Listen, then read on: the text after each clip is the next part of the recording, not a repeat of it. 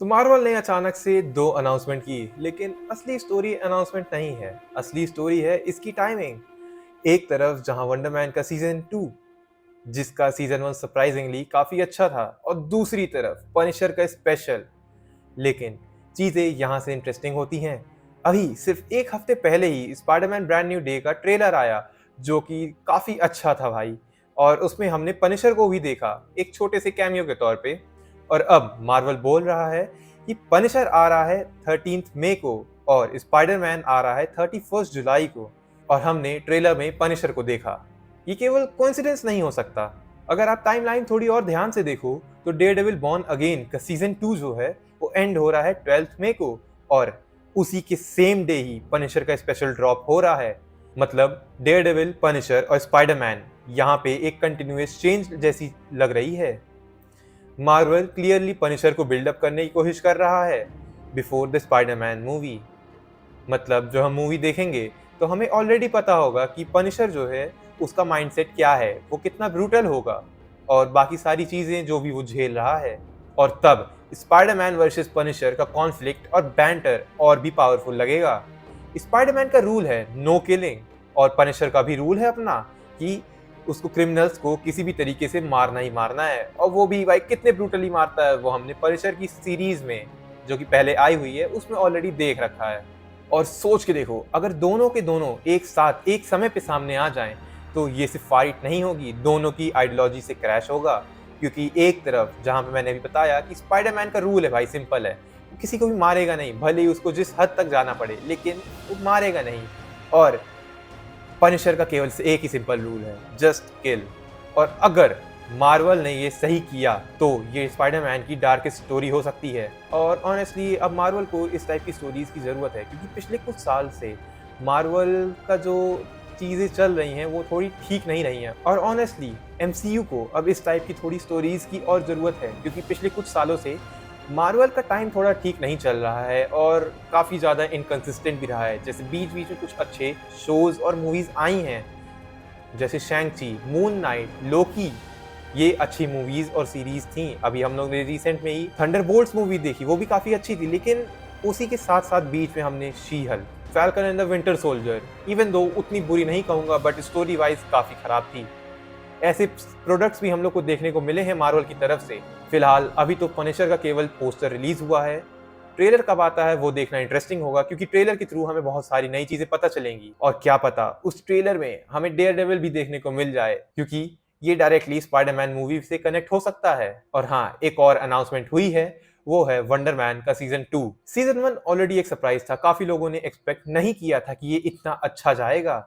और सबसे इंटरेस्टिंग चीज निकली है, मार्वल ने इतनी जल्दी इसका सीजन 2 अनाउंस कर दिया है। मतलब मार्वल को अपने इस शो पे बिल्कुल कॉन्फिडेंस है।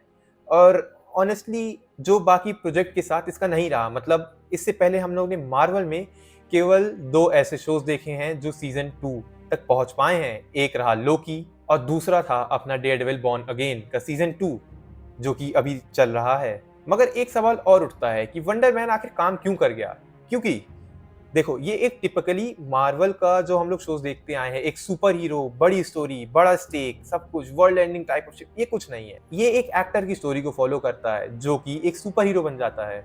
भले ही ये क्लियरली मेंशन्ड है कि कोई भी एक्टर जो कि सुपर हीरो पावर पोजेस करता है वो एक्टिंग नहीं कर सकता, मतलब एक्टिंग में नहीं जा सकता। बट स्टिल साइमन विलियम्स का जो कैरेक्टर है वो उन सारी बाधाओं को तोड़ करके वो एक्टिंग की अपनी जर्नी पे निकलता है। और ये शो एक्चुअली हॉलीवुड को एक्सप्लोर करता है और हमें थोड़ा सा अंदर की भी आउटलुक देता है कि कैसी चीज़ें काम करती हैं। इसको तुम थोड़ा थोड़ा once upon a time in Hollywood type की जो मूवी आई थी उससे भी थोड़ा कंपेयर कर सकते हो, क्योंकि उसमें भी कुछ ऐसे ही स्ट्रगल्स दिखाए गए हैं कि कैसे तुम एक एक्टर बन रहे हो। और सबसे इम्पॉर्टेंट बात, ये टिपिकली स्टोरी ड्रिवन नहीं है। ये एक कैरेक्टर ड्रिवन स्टोरी है जो कि बहुत प्रॉपरली वेल रिटन है, वेल सेटअप्ड है। मतलब इसमें कोई कोई भी तुम्हें चीज़ें ऐसे नहीं लगता कि यार बहुत बड़ी हैं, बहुत छोटी हैं। तुम इसको देखते हुए एकदम परफेक्टली एंजॉय करते हो, तुम फील करते हो स्टोरी को। यहाँ पे हम याया अब्दुल मतीन के कैरेक्टर को धीरे धीरे ग्रो करते हुए देखते हैं। और अगर हम बात करें उन्हीं के वंडर एज अ वंडरमैन के कैरेक्टर के बारे में, तो कॉमिक्स बुक में भी वंडरमैन यानी सैमुअल विलियम्स का कैरेक्टर भी एक एक्टर है और सुपर हीरो भी है, मतलब दोनों को मैनेज करके चल रहा है और उसकी यही जर्नी है, उसको फेम और आइडेंटिटी दोनों के बीच को बैलेंस करना। जैसे हम स्पाइडरमैन में देखते हैं कि पीटर पार्कर जैसे अपनी सुपर हीरोज लाइफ और नॉर्मल कॉलेज लाइफ दोनों को बैलेंस करके चलता है। और साथ ही लेजेंडरी बेन किंग्सली का कैरेक्टर ट्रेवर स्लैटरी, जो कि ओरिजिनली एक फेल्ड एक्टर था ठीक है, जो गलती से फेक विलन बन गया और फेमस हो गया। इसकी स्टोरी सीधे हम जानते हैं आयरन मैन 3 में, और उसके बाद हमने अभी शैंग-ची मूवी में इनको देखा। और इन दोनों की जोड़ी इतनी कमाल की है कि ये दोनों कैरेक्टर्स इस शो में एकदम परफेक्टली फिट होते हैं, क्योंकि ये दोनों ही आइडेंटिटी और एक्टिंग इन दोनों फेज के बीच में फंसे हुए हैं, और शायद इसीलिए ये शो इतना रियल फील होता है। तो ये सिर्फ 2 अनाउंसमेंट्स ही नहीं बल्कि एक बड़ी स्टोरी का सेटअप है।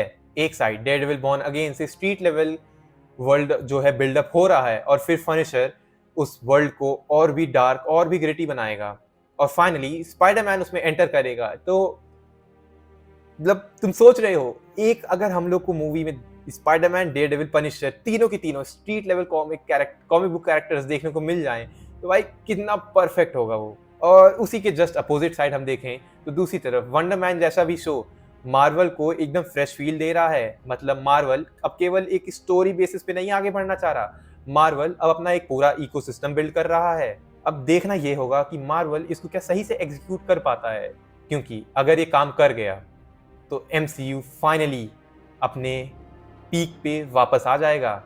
बाकी आप लोग क्या सोच रहे हो, पनिशर और स्पाइडरमैन इन दोनों का क्लैश कितना डार्क होने वाला है, और क्या एक्सपेक्टेशन रख रहे हो तुम लोग नए पनिशर के स्पेशल से? बाकी अगर तुम्हें ये वीडियो पसंद आई हो तो वीडियो को लाइक ज़रूर करना।